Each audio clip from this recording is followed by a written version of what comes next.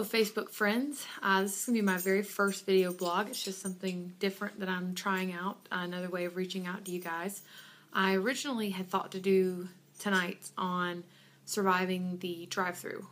Believe it or not, you can eat healthy at fast food restaurants. However, I thought what would be more helpful to you right now than maybe some holiday survival tips, seeing as how we have Easter coming up on Sunday, and most people equate holidays with holiday eating.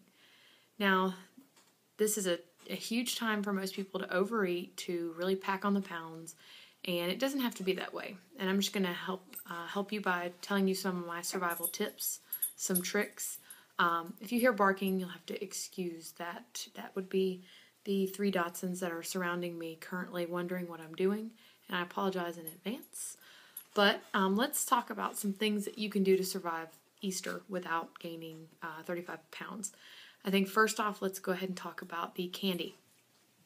If you've got kids, you're probably going to have candy in your house. I think most of the eggs will contain egg-type stuff in them, but a lot of them are going to have the candy.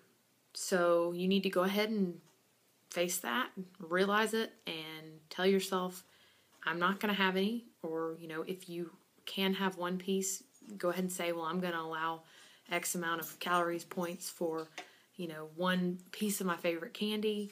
Maybe I'll get in some extra activity and whatnot, but go ahead and understand it, and that way it's not a shock when it gets in your house on Sunday or Saturday, whenever you're doing your egg hunts. Secondly, I don't know what you guys are doing, but I'm having a huge get-together with family over at my brother and sister-in-law's house. It's going to be a buffet style.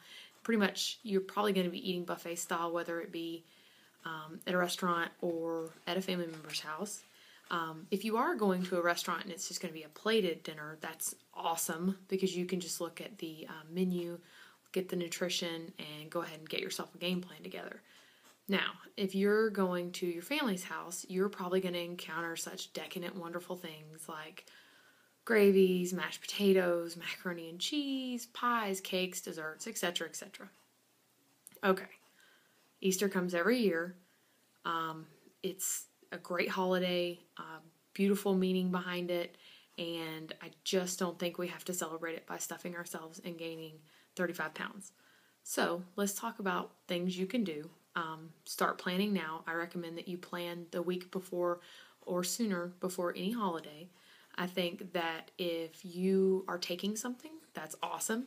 You can take a fruit salad. You can lighten up, a favorite recipe. You do a little research. That way that's one thing you can definitely have. My family's great because with the modern advances of technology, we send around an email with what everyone's bringing, so I can look up the calories and the points ahead of time and already pre-decide what I'm going to have. Now, couple of things.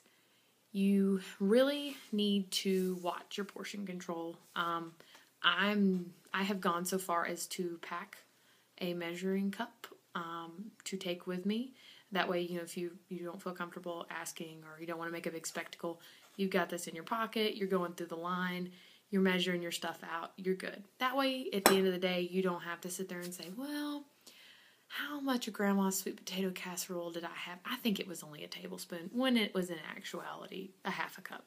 So you just kind of cut that down altogether. Another thing to do is to eat a salad before you go, or a soup, something that's going to be a little low calorie, that's going to fill you up. I think the worst thing you can do is go into a holiday lunch. No.